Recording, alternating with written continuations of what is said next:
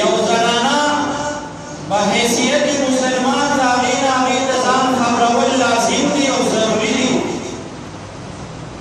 نو تېره جمعه من تفصیلي دا خبره کړې وه او نچور من دا ایستلی و چې ښځه دا د بخاري او د مسلم صحیح حدیث دی.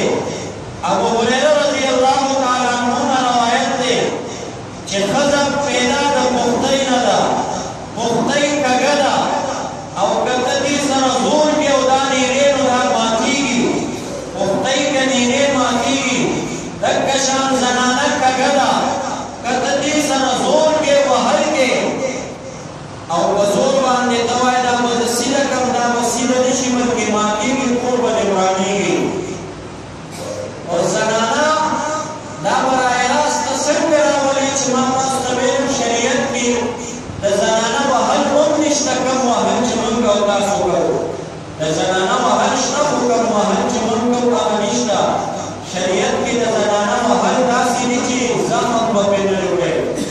په کم ځای باندې چې زنانه ډول کوي سینګار کوي په هغه ځای به یې نه وهي، په مخ به څپېړه نه ورکوي، غوږ نه به یې نه نیسي غوږ کې دا بالی اچوي، پوزه نه به یې نه نیسي پوزه کې نلکۍ اچوي، په تندي به سر به ګزار نه ورکوي، سر کې دا خپل کالی ټیکه وغیره دا اچوي. لاس باندې به یې نه وایي لاس کې دا بنګړي اچوي، پښتو به یې نه وایي پښتو کې دا پیزوان اچوي.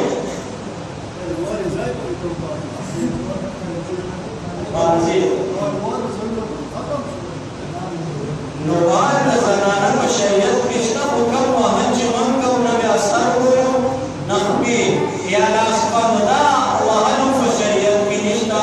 او دا ما تاسو ویل چې په وهلو کېږي نه کور به ورانېږي، لار به جوړه کېږي. نو کې به څه نو تېره جمعه ما تاسو ته اخر کې ویلو چې کوم به دا چې زنانهو ته به دین ښیي، شریعت به ورته ښیي، زنانه به د مسلې نه خبرې. چې کله زنانه د مسلې نه خبر شي نو دا بیا هم تاسو ته معلومه ده او ستاسو په علم کې ده چې د نارینهو په نسبت زنانه بیا په مسله باندې زیات عمل کوي.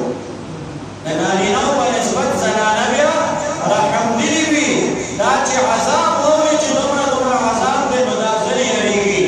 او دا چې ثواب او اجر ووي چې د خاوند په خدمت او په تابعدارۍ کې دومره دومره اجر او ثواب دی نو دوی ښځو کې بیا دا حرص هم ډېر وي د ثواب او د اجر په لالچ باندې په مسله باندې عمل کوي.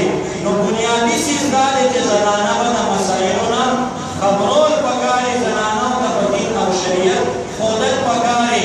افسوس دا چې موږ زنانه دین نه ډېرې لرې ساتلي. سړي دا په ادیرو کې په قبر باندې مسله واوري، چېرته په حجره کې، چېرته په مدرسه کې دستربندۍ کې، چېرته د جمعې پر داسې مجلس کې کېږي د مسلې نه خبر شي. لیکن زنانه دا خبر نه وي. د زنانو خبرول دا په ما دا باندې لازم وي. هغه چې ته کومه مسله واوري هغه به زنانو ته اوروي ورسوي وي. زنانه به د مسلې نه خبرې او چې کله زنانه د مسلې نه خبر شوه